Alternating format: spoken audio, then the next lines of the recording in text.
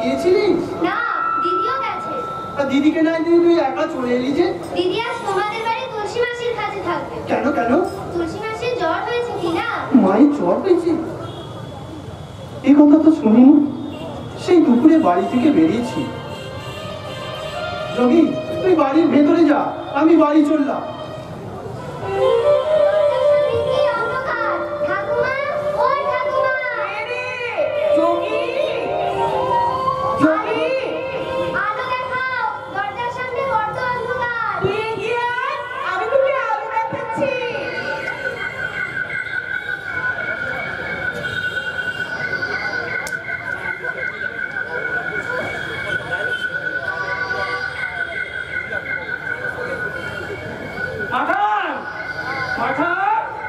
আমি বাগান বাড়িতে শুতে চললাম।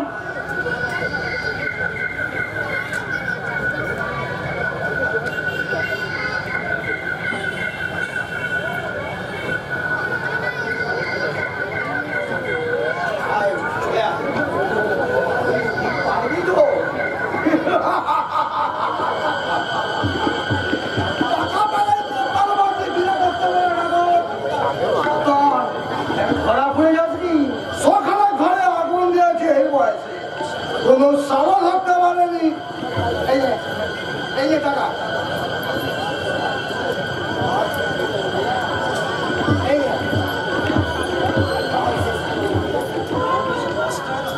মাত্র 10 টাকা।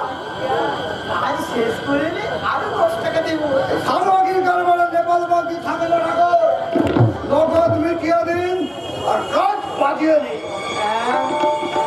আমরা সব মিটিয়ে দেবো। তারপর তুই যদি কাজে ফাঁকি দিস, কাজ বাজিয়ে দিন।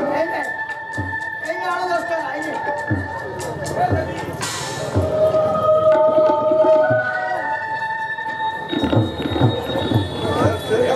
সঙ্গে করে আসবো না।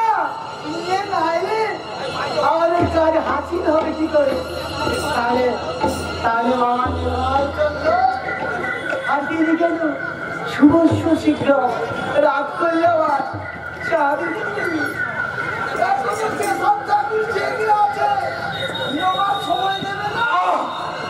দরজা সেগুলো টিনে দিয়ে কাজ আরম্ভ করো না কথা তো। একেবারে চিরদিনের জন্য সকলকে ঘুমো। বাড়ির পেছনে গিয়ে আমি আপনাদের সামনে আগুন দেবো। উত্তম চলন চলুন।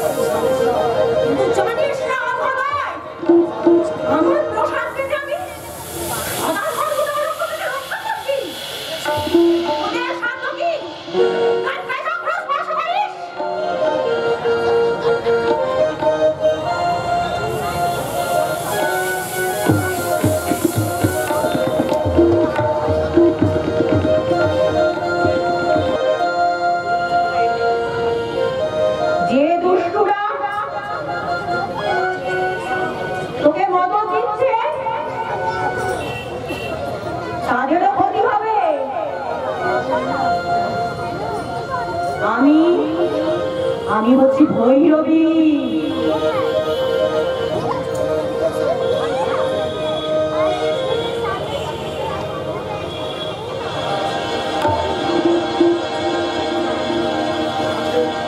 আমি নিশ্চিত এবারে এবারে আমি গিয়ে আগুনটা ধরিয়ে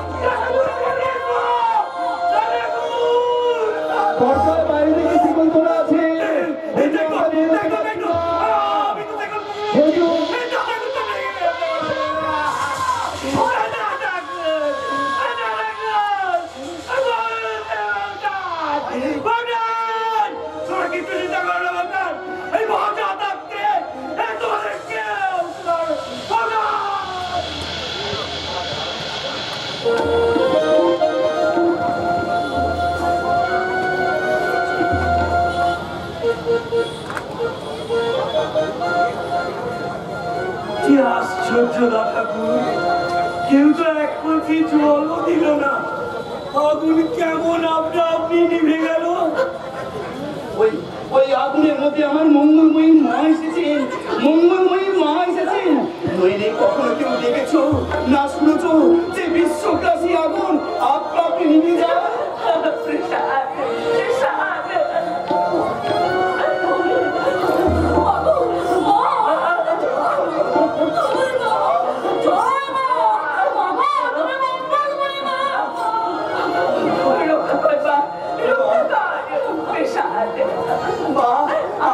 আমার মা আছে, তুমি কোনো চিন্তা করো না মা, আমার জগৎজননী মা আছে।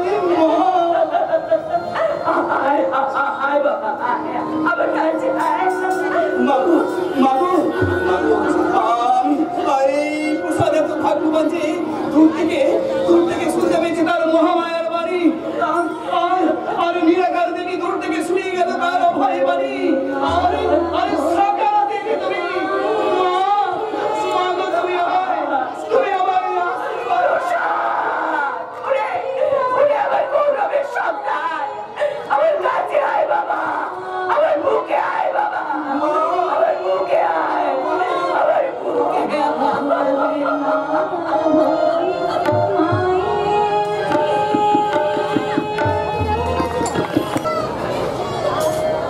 দেখো গোপাল, আজ সকালে মহারানীর সঙ্গে আমার একটু গল্প হয়েছে। কেন কেন মহারাজ? মহারানী মহানদের জাহাজ উৎসব দেখতে চায়। দেখো দেখি, কৃষ্ণনগরের মহারানী যদি মেলা দেখতে যান তাহলে কি আমার সম্মান থাকবে? তাই এর জন্য আর চিন্তা কিসের, আপনি যাওয়ার অনুমতি দিন। অনুমতি দেবো? কি বলছো গোপাল? আগে হ্যাঁ, আমি ঠিকই বলছি। আপনি রানীমাকে বলবেন এই গোপাল তাকে সঙ্গে করে মেলায় নিয়ে যাবে। তারপর তারপর তারপর যা করতে হয় আমি করব। তুমি কি মহারানীকে নিয়ে মহারাজ যাবে নাকি? আমি কি আপনার সঙ্গে আঘাত দিতে পারি মহারাজ? মহারাজ কার পত্র? নবদ্বীপ থেকে কাজী সাহেব পত্র পাঠিয়েছে।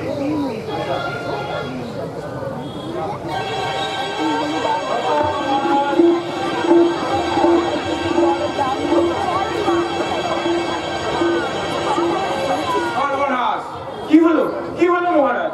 সহসা আপনার মুখ আষাঢ়ি মেঘের মতো কালো হয়ে গেল কেন? তোমাকে আর কি বলবো গোপাল, এখানে তোমার বুদ্ধি আর টিকবে না। তবুও অনুগ্রহ করবো, বলুন একবার, যদি এই দিন ভিত্ত কোনো সৎ উপদেশ দিতে পারে। আচ্ছা, নবদ্বীপের কাজী সাহেব লিখেছে হিন্দুদের মতো তাদেরও একটা ইসলাম ধর্মের মহাভারত লিখে দিতে হবে। মহারাজ কৃষ্ণচন্দ্র, শুনেছি আপনার সবাই বড় বড় পণ্ডিত আছে, সুতরাং হিন্দু ধর্মের মতো তাদেরও যদি একটা ইসলাম ধর্মের মহাভারত লিখে দিতে পারে প্রচুর অর্থ পাবেন, অন্যথায় পরিণাম অতি ভয়ঙ্কর হবে, জেনে রাখবেন। এই কথা তো ওদের মহাভারত আপনার পণ্ডিতেরা লিখতে পারবে না মহারাজ। কেউ যদি পারে সেই গোপাল পণ্ডিত। গোপাল যাও, সবসময় আমার ভাড়ামি ভালো লাগে না। আপনার এই বিপদের সময় আমি কি ভাড়ামি করতে পারি মহারাজ? আপনি কোনো চিন্তা করবেন না, কাজী সাহেবকে আজই পত্র লিখে জানিয়ে দিন, আর মহাভারত রচনা করতে 6 মাস সময় লাগবে। উন্মাদের বলো কি বলছো বাবা? আগে হ্যাঁ, আমি ঠিকই বলছি। ও উদ্ভুটে মহাভারত এই গোপাল পণ্ডিতই লিখতে পারে। আপনি আপাতত কাজী সাহেবকে পত্র লিখে 500 মুদ্রা মহাভারত লেখার অগ্রিম হিসেবে বায়না নিয়ে নিন তো, তারপর আমি ব্যাটার ব্যবস্থা করছি। খুব ভেবেচিন্তে গেছো গোপাল, আমার জীবন মরণ নির্ভর করছে এই পত্রের উপর। সে বিবেচনা আমার আছে মহারাজ, আপনি লিখুন পত্র। উত্তম, চলো। যথা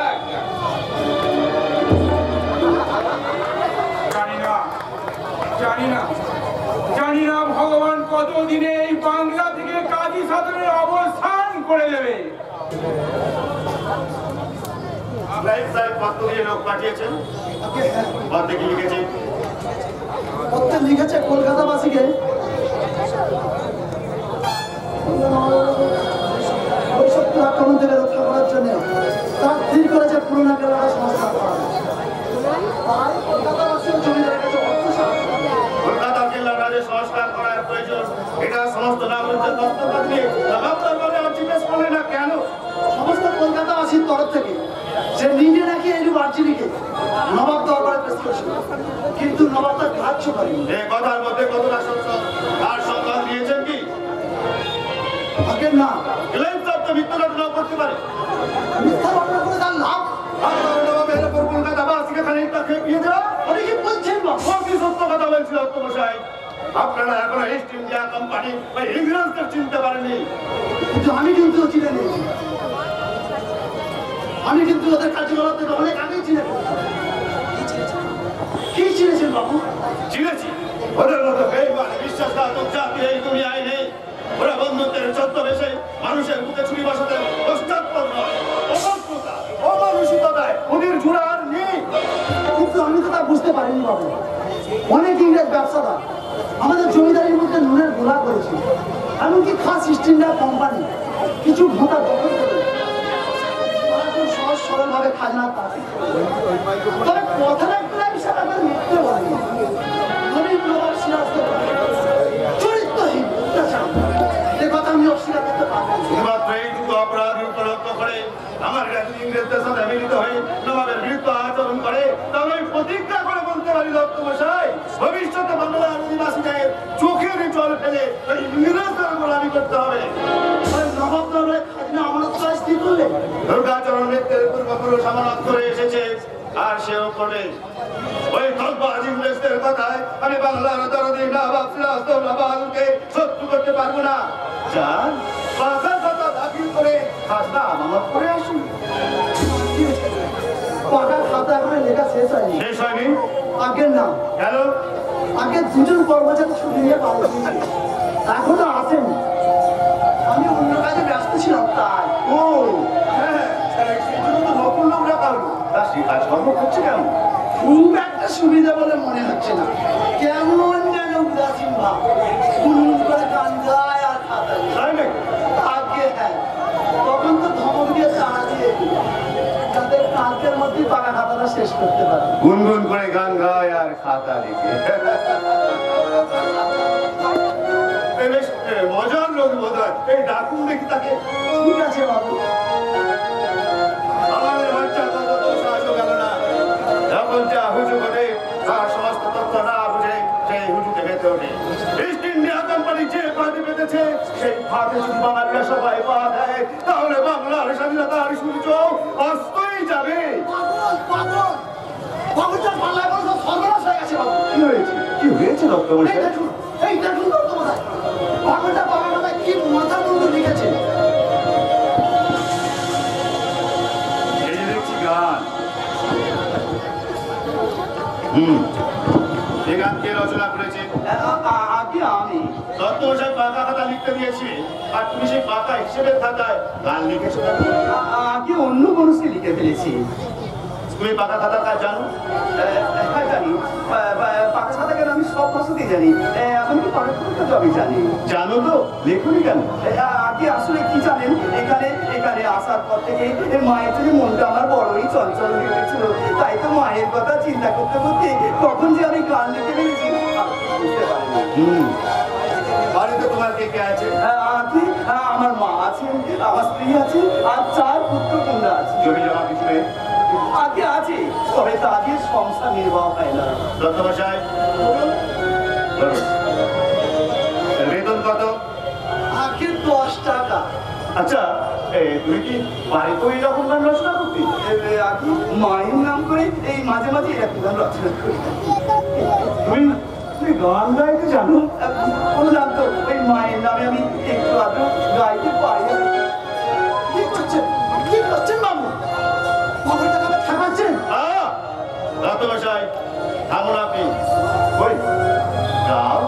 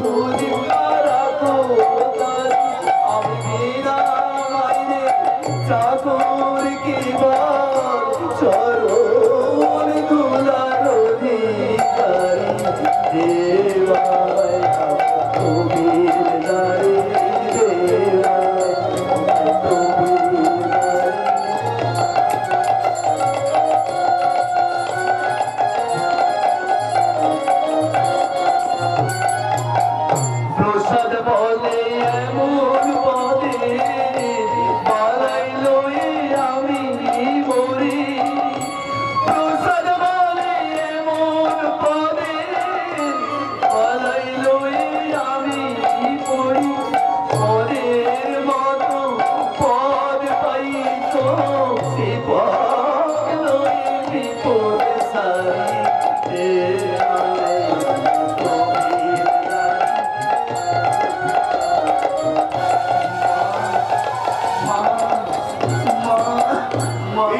পাকা মৌরিকে আপনি পাগল বলছেন দত্ত মশাই?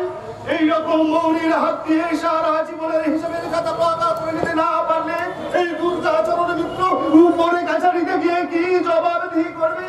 বাবু,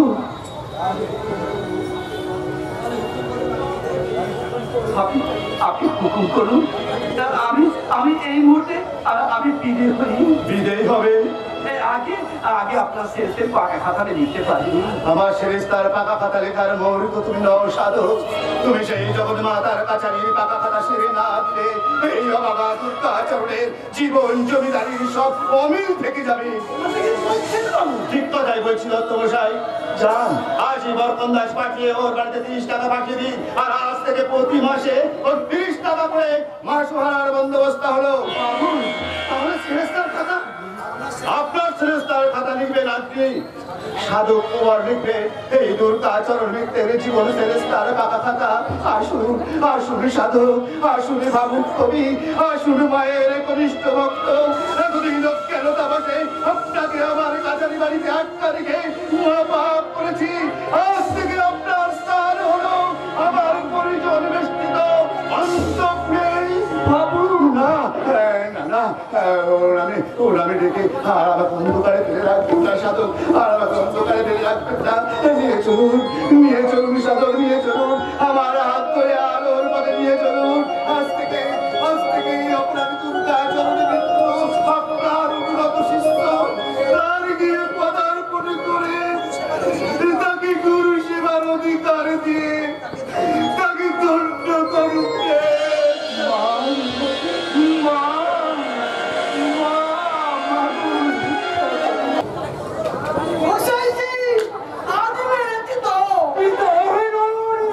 কলকাতায় যে জমিদার বাড়িতে পেশাব মেরে চাকরি করতে গেছে, সেখান থেকে বরকন্দ এসেছিল টাকা নিয়ে। আগে হ্যাঁ, তার হাতে পোশাক বেলা 30 টাকা দিয়ে অজহরি মাতার মার হাতে বলে পাঠিয়েছে। 30 টাকা? বলো কি পেশার বাড়ি এমন কি কাজের লোক যে 30 টাকা মাইনে হয়েছে? কি জানে এই বরকন্দার বেটার শুনতে শুনলুম টাকাকে নাকি জমিদার গরুরা ধরে আমরা অন্ধরে জায়গা দিয়েছি। অন্দরে জায়গা দিয়েছে? ওই নেশাখোর মাতালটাকে অন্দরে জায়গা দিয়েছে? জমিদারটাও মাতাল বোধ হয়। জম জানে এই মরুকে যাক জমিদার বেটা। আমরা তো পাকাপাকি না মেরে দিয়েছি গোসাইজি। তাহলে শুনুন, বরকন্দাটা এসে পেশাদের বাড়ি ঘুরছিল। আমি আপনার বাড়ির সামনে বললো এই পেশাদের বাড়ি। তারপর মজার কথা জিজ্ঞেস করতেই বললো আমি চাই লোকটা 30 টাকা আমার হাতে দিয়ে বলে গেল, পোশাক চাকরির মার হাতে দিয়ে। কলকাতায় গিয়ে কোটা দিলে একেবারে তাদের প্রতিবেদনে ঠাকুর মনে মধ্যে আছে। আরে পশুকে দেখতে চাইছি আমরা তো 30 টাকা মেরে দিয়েছি। আর এবার থেকে মাসে মাসে বরকন্দা গেলেই টাকা নিয়ে আপনার বাড়িতে আসবে। আমি টাকার কথা ভাবছি না হরি, ভাবছি পেশাদের গুরু আমার তোকে মই নিমন্ত শিখিয়ে গেছে। নইলে মাতালের নেশা করে টাকা যেখানে যায় সেখানে লোক ফুটিয়ে ফেলে। এই মহিনী বিদ্যুৎ দেখাবো তো তবে খুব বলে গেল। কই আপনার আমার মধ্যে তো মহিনী বিদ্যুৎ ফলাতে পারছে। তুমি আমি যে বাবা বৃন্দাবন চন্দ্রের সেবক, আমাদের উপর কি হয় তান্ত্রিকের মই নিমিত্তে চলে? বৃন্দাবন চন্দ্র হে, বাজে চিন্তা করবেন না গোসাই। দেখুন না দাদার ভণ্ডামি ধরা পড়ে ওই কলকাতায় কিরকম মাছ ধরে বাবা বৃন্দাবন চন্দ্র হে, তুমি পছন্দ গ্রহণ করো বাবা। তাহলে নরহরি এই পেশারে ওটা পাঠানো টাকাটা অর্ধাংশ সবাই দিয়ে দাও। এই যে দিচ্ছি গোসাইজি, কিন্তু পরের মাসে টাকা এলাম যেন বাদ না পড়ি। রাম করো, সে কি কথা নরহরি? তাহলে মাফ করে দাও। নইলে আবার কোনো বেড়ে দেখতে পেলে চোখ টাকা।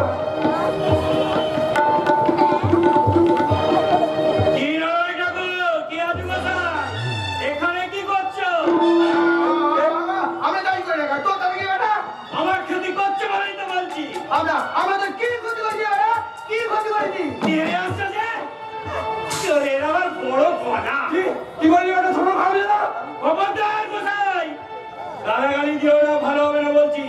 যদি ভালো চাও তো এক্ষুনি পেশাদার টাকাগুলো দিয়ে দাও।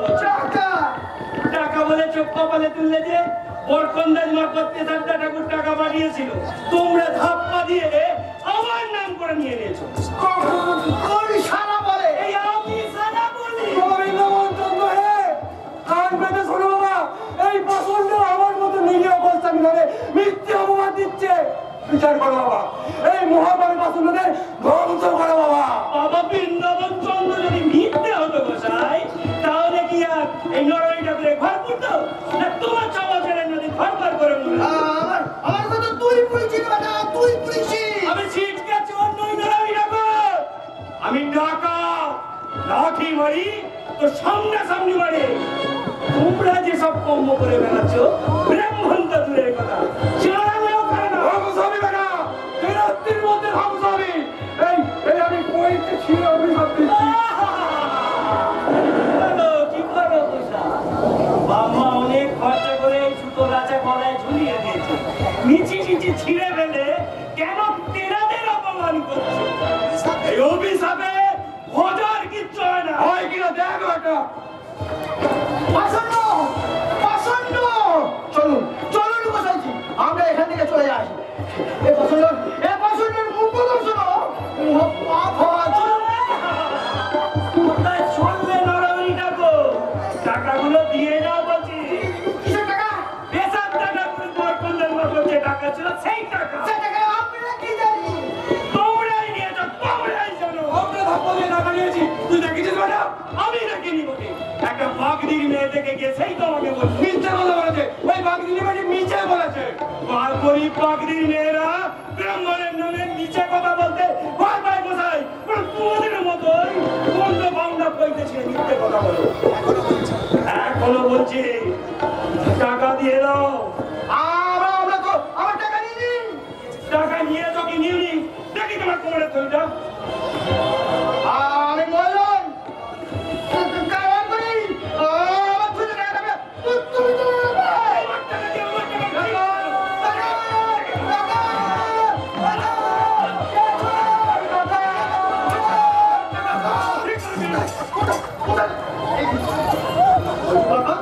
হ্যাঁ চোখরা, তোমার ভজু টাকা, তোমার ভজু টাকা আজকাল দিনে ডাকাতি করছি। দিনে ডাকাতি? যেসব টাকাগুলোর টাকা চুরি করে নিয়ে নিয়েছে। এসে বসে টাকা? হ্যাঁ, বরকন্দার তোমার পর্দা ঠাকুর টাকা পাঠিয়েছিল, সেই টাকা ওরা ধাপ্পা দিয়ে নিয়ে নিয়েছে। কত টাকা? 30 টাকা। 30 টাকা? তুমি কি করে জানলে? একটা বাগদির মেয়ে সে সচককে দেখে গিয়ে সেই তোমাকে বললো। শোনো শোনো, কালিকে করে মূর্খ বেটার কথা শোনো। কোথাকার একটা ছোটখাটো বাগদির কথার উপর বিশ্বাস করে আমাদের মধ্যে চোর। সামান্য একটা ছোট লোকের মেয়ের কথার উপর বিশ্বাস করে ওর কাছ থেকে টাকা কেড়ে নেওয়া উচিত নয়। আগে সঠিক সংবাদ নাও, মেসে মশাই টাকা পাঠিয়েছিল কি? সংবাদ আবার নেবো কিরে? তাকে বিয়ে কেনে নাও নাকি? এখানে তার বৃদ্ধ মা ছেলে মেয়ে খেতে পাবে না, সে কেন নেই তার? কালী কিঙ্কর, আমি দা ঠাকুরের নামে দিব্যি করে বলছি, কালী বরকন্দায় দিয়ে টাকা পাঠিয়েছি। বেশ, আমি পরীক্ষা দিতে কলকাতায় যাচ্ছি, মেসে মশাইয়ের খোঁজ করে সঠিক সংবাদ নিয়ে আসবো। তাহলে তুমিও কি পরীক্ষা দিয়ে গায়ে কংগ্রেজি করতে বলবে না গিয়ে গালি? কি আর করি বলুন, বাপ পিতামহের ব্যবসা তো আর ছাড়তে পারি না। তা ঠিক। এই যে রাম প্রসাদ, বদ্যির বেটা হয়ে পরের গোলামি করতে বিদেশ থেকে। মশাইজি, মেসে মশাই কার্যকলাপের আলোচনা করবেন না। এমনি বলছিল আর কি। চলো এই নরহরি, আমার বাড়ি থেকে একটু জল টল খেয়ে তারপরে বাড়ি যাবে। ওহে বৃন্দাবন চন্দ্র হে, সকলের মঙ্গল করু বাবা।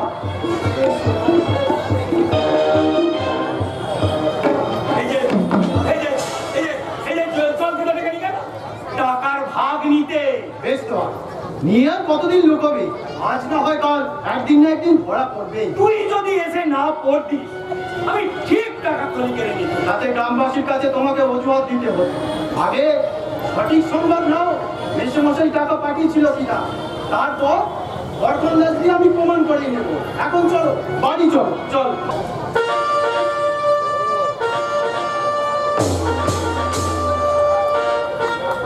এ কি গোপাল, রাত হওয়া জনাশুন না কেন? আগে মহারাজ আজ 6 মাস পূর্ণ হলো। আজকের দিনই কাজী সাহেব আসবে তার মহাভারত দিতে, তাই মন্ত্রী মশাই রাজকার্য স্থগিত রাখবার নির্দেশ দিয়েছিলেন। ও তাও তো বটে। দেখো দেখো গোপাল, এত বড় দায়িত্বপূর্ণ ব্যাপারটা আমি একেবারেই ভুলে গেছি। আগে মহারাজ সদানন্দ পুরুষ, আপনি ভুলে যাওয়া তো কিছু বিচিত্র নয়। আর এই দিনে ভিত্ত গোপাল চন্দ্র তো ও চিন্তা হতে আপনাকে অব্যাহতি দিয়েছি মহারাজ। তা দিয়েছো বটে।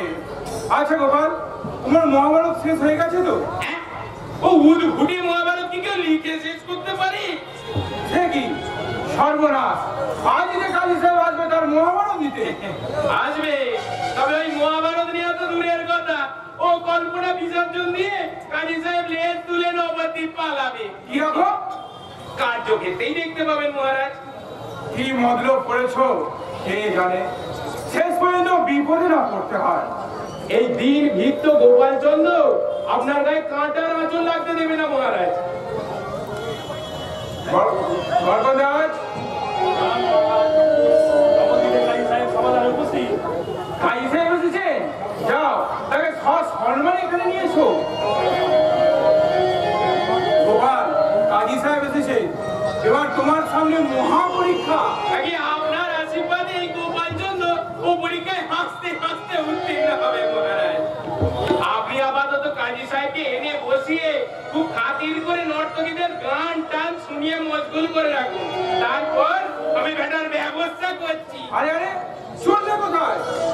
কাজীর মহাভারত আনতে। কি মতলব করেছে কে জানে। শেষ পর্যন্ত বিপদে না পড়তে হয়।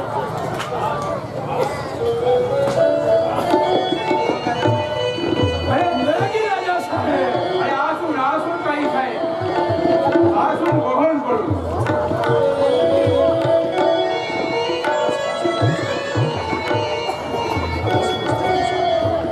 আপনার সমস্ত কুশল তো? আপনার রাজ্য সব কুশল সবই ঈশ্বরের করুণা। খুব ভালো। বহুত আচ্ছা, বহুত আচ্ছা। আমার মহাভারত লেখা হয়ে গেছে তো? আগে হ্যাঁ, পণ্ডিত গোপাল চন্দ্র আপনার মহাভারত রচনা করেছে। বরকন্দাজ, বরকন্দাজ, নর্তকীদের আহ্বান করো।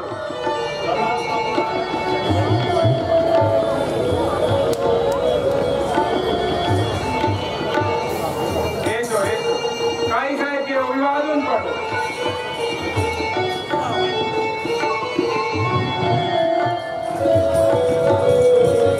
তোমাদের নৃত্য গীতে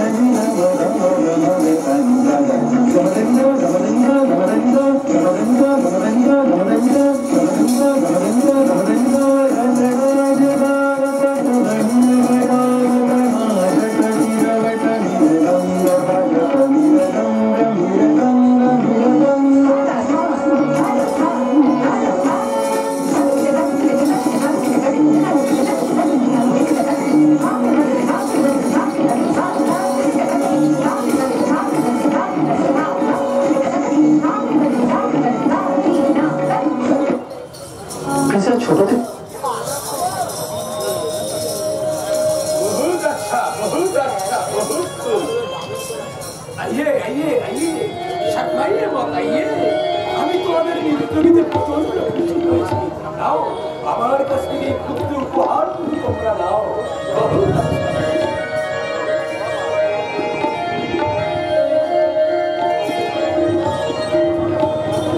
আপনার অতিথি আপ্যায়নের আয়োজন দেখে আমি খুব খুশি হয়েছি মহারাজ। সবই আপনার মহত্বের পরিচয়। তাহলে আমার মহাভারত লেখা হয়ে গেছে। আপনার মহাভারত, এই যে পণ্ডিত কুমার গোপাল চন্দ্র আপনার মহাভারত রচনা করেছে। প্রণাম মহারাজ। আসুন আসুন পণ্ডিতজি। প্রণাম কাজী সাহেব। বরকন্দাজ দেখো, আমার মহাভারত লেখা হয়ে গেছে তো পণ্ডিতজি। আগে আপনার মহাভারত তো লেখা হয়নি, তরবাহাম লেখা হয়েছে। এই মাত্র রাজা সাহেব বললেন মহাভারত লেখা হয়েছে। আগে মহারাজ তো কিছু ভুল বলেনি জানাব। তবে এই যে আপনি বলছেন হয়নি। আগে আমাদের হিন্দু ধর্মের সঙ্গে আপনাদের ইসলাম ধর্মের আচার ব্যবহার সবই যে উল্টো। যথা আমরা পূর্ব মুখে হয়ে সন্ধান করি, আপনারা পশ্চিম মুখে হয়ে নামাজ পড়েন। আমরা কাঁচা দিয়ে পুজো করি আর আপনারা কাঁচা খুলে পিঠে সিন্নি দেন। আমরা বাঁ দিক থেকে লেখা শুরু করি আর আপনারা ডান দিক থেকে লেখে। সবই যখন উল্টো, তাহলে আমাদের ধর্মে যে গ্রন্থকে মহাভারত বলা হবে, আপনাদের ইসলাম ধর্মে সে গ্রন্থকে তরবাহাম বলা হবে না কেন? আপনি খুব জরুরি কথাটা স্মরণ করে দিয়েছেন পণ্ডিতজি। আমাদের ধর্মগ্রন্থের নাম তরবাহাম হওয়াই উচিত। তাই আপনি খুব বড় পণ্ডিত মশাই, আমি আপনাকে বকশিশ দেবো। আপনার অনুগ্রহ। তাহলে আমার তরবাহাম লেখা হয়ে গেছে তো? প্রায় একরকম শেষই হয়ে গেছে, কি বল একটু বাকি আছে।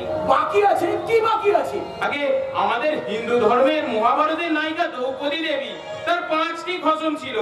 তা আপনাদের ধর্মগ্রন্থের নায়িকাটির কি নাম এবং তাদের কয়টি খসম এবং তাদের নাম কি কি? আপনাদের হিন্দু ধর্মগ্রন্থের নায়িকার 5টি খসম? আগে হ্যাঁ, তাহলে আর দেরি করবেন না জানাব, যা করে বলে ফেলুন কয়টি খসম এবং তাদের নাম কি কি। এই জঘন্য ধর্মগ্রন্থের আমার প্রয়োজন নেই কৃষ্ণচন্দ্র, আমি প্রস্তাব নিলাম। আমি আপনার জন্য 6 মাস পরিশ্রম করে তরবাহাম রচনা করলাম, এই সামান্য কারণে না দেন না বলে আমাকে পারিশ্রমিক না দিয়েই চললেন। আপনি 6 মাস পরিশ্রম করেছেন, তার পারিশ্রমিক দেবেন কৃষ্ণচন্দ্র। আমি আপনাকে এক কড়া করিও দেব না। তরবাহাম জাহান্নামে যাকাই তরবাহাম।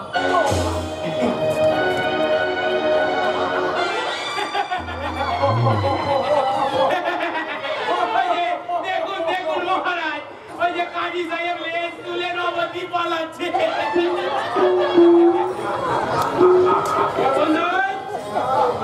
এই বরকন্দাজ নিয়ে যাও। গোপাল, গোপাল, এই ঋণ আমি তোমার জীবনেও শোধ করতে পারবো না। ধরো ধরো আমার কণ্ঠ হাত, ধরো।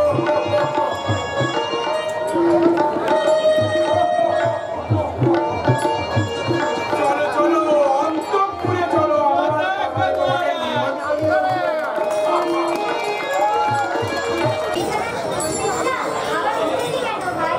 এটা খিদে নিয়ে চুপ করে শুয়ে থাকা যায় না।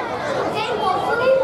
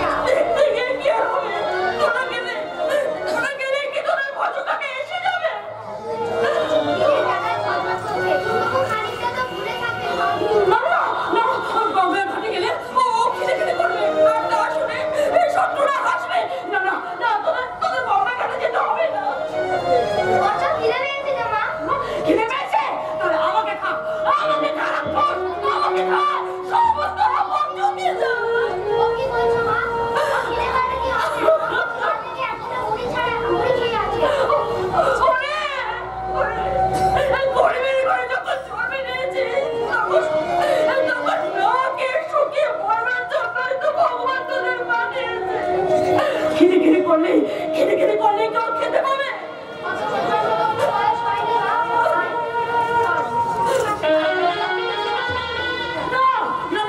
তাদের অবর্তমানে তাদের বাংলা দিতে আসছি।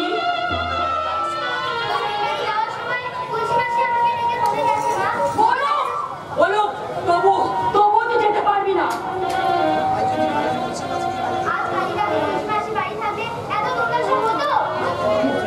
ভিক্ষে করে পরের বাড়ি খেয়ে মুখপুরের মা নিশ্চয় সব চলে গেছে, তাই না? খালি শুধু তুলসী মাসি আর তুলসী মাসি বলে তুলসী মাসিকে চিরদিনে তোদের খেতে দেবে নাকি? যোগী তোর বাপ টাকা পয়সা পাঠালে? আমাদের সাংসারিক সংবাদ দেওয়ার অধিকার ওকে কে দিয়েছে? কথা জিজ্ঞাসা করতে যোগী। বুঝেছি রে যোগী, তোদের সাংসারিক সংবাদ নেওয়ার জন্য এই নরহরিখানের মোটেও মাথা ব্যথা নেই। তবে পাওনার টাকা পয়সা বাকি থাকলে মাঝে মাঝে তাকে দিতে আসতেই হয়। পাওনার টাকা যখন সময় হবে আমরা চেয়ে গিয়ে দিয়ে আসবো, কথাটা বলে দে যোগী। চেয়ে পাওনার টাকা কত বেটাবেটি দিয়ে যায় তাই নরহরি কোথায় বেশ জানা আছে। যোগী বলে রে, ভদ্রলোকে মেয়েদের সামনে ভদ্র ভাষায় কথা বলতে না পারেন তো চলে যান। এটা ইতরের বাড়ি নয়। ইতরের বাড়ি নয় বটে, তবে মাথায় দচ্চরের বাড়ি। কি বলেন আপনি? কি বললেন? ওই রাক্ষসীর মধ্যে তেড়ে আসছে যে। কি বললে? আমার মা রাক্ষসী? এইটুকু পিঠকে ছোড়া গলা চিনলে ব্যাক করে দুধ বেরোবে। কাটতে হয়েছে দেখো কেন বেড়াচ্ছে। দিদি এই তো হতে বাবা লাগে না, আজ মাও না মাথা ফাটাবো।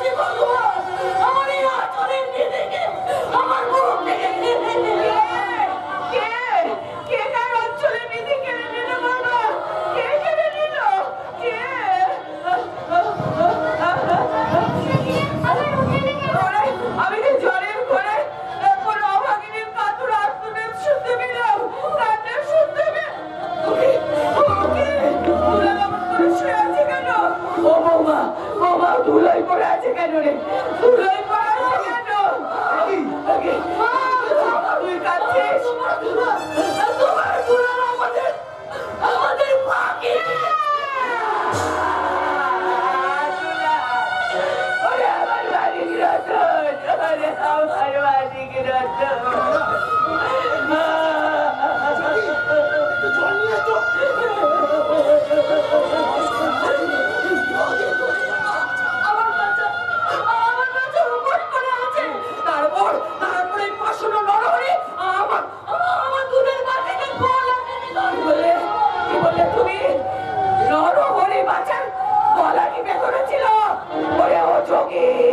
কোথায় গেলি? মায়ের খাওয়াটা নিয়ে আসতো, আমি নরহরিকে মায়ের পায়ে পুজো দেব, মায়ের পায়ে পুজো দেব। চেনাও বাবা, চেনাও। ব্রাহ্মণ হয়ে ও চন্ডালের কাজ করেছে, ও দুধের বাচ্চার গলা টিপে ধরেছে, যে আমাকে নির্বংশ করতে চেয়েছে। আমি তার রক্ত ধুয়াতে বাঁধবো, তার মাথাটা নিয়ে ভাটা খেলবো, তার মরা দেহের উপর তাতই করে নাচবো, নাচবো, নাচবো।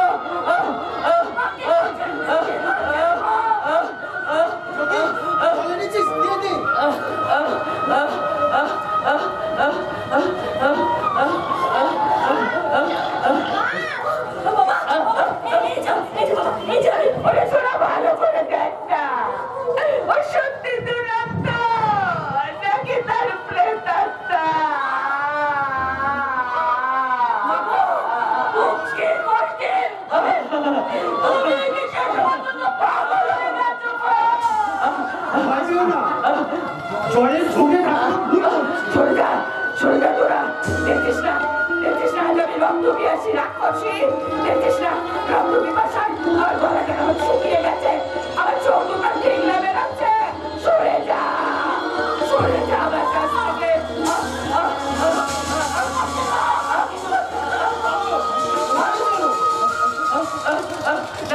আমি বিছানায় শোবো না আমি বিছানায় শোবো না আমি ঘরে কেন যাবো কেন বাড়ি যাবো কেন যাবো বাড়ি কেন যাবো তুমি যে অসুস্থ বাবা চলো না চলো না ঘরে চলো না তোর জন্যই ওরে তোর জন্যই তো আমি কিচ্ছু করতে পারি না রে মা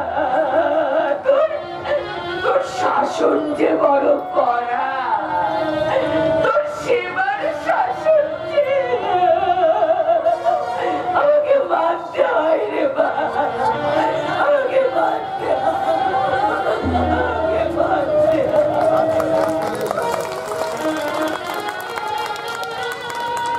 দেখো দেখি 7 দিন বাড়ি গেছি আর কি বিভাগ বাঁচিয়ে বসে আছে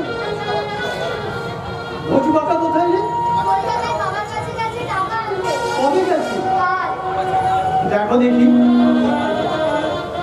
তুই আর তুই যদি রামপতির মতো মায়ের সঙ্গে আমার মামা বাড়ি চলে যেতিস তাহলে একটু ঘটনা কি ঘটতো ঠাকুমার জ্বর মাকে একটা ফেলে যায় কেমন করে কালিদা কালিদা বড্ড খিদে পেয়েছে আমাদের বাড়ি চল মা মুড়ি রেখে গেছে খাবি চল কি তুইও আয় দুলালকে নিয়ে যাও কালিদা আমরা খিদে পাইনি জানি মাসিমার মতো জেদি মেয়ে তুই মরে যাবি তবু কারো খাবার তুই খাবি না হ্যাঁ রে যোগী তুই এখনো আমাদের পর্দা নেই কালিদা তোমাকে বা তুলসী মাসিকে পর ভাবলে ভগবান মাথায় বজ্রাঘাত করবে কিন্তু কি বল মায়ের আর ঠাকুমার মুখে আজ দিন একদানা মুড়িও পড়েনি আমি সমস্ত মেয়ে হয়ে তাদের বঞ্চিত করে খেতে পারবো না না না কোনো মতে পারবো না ভগবান ধর্মহীন সংসার দুধে পাতে আছে আর এই পুণ্যবান ধার্মিক সংসারে কটা নিরীহ প্রাণীকে নিরন্তরীকে কি লীলা করছো তুমি দয়াময় জানি না এদের অভাব অভিযোগ তুমি কবে ঘোচাবে কালিদা চল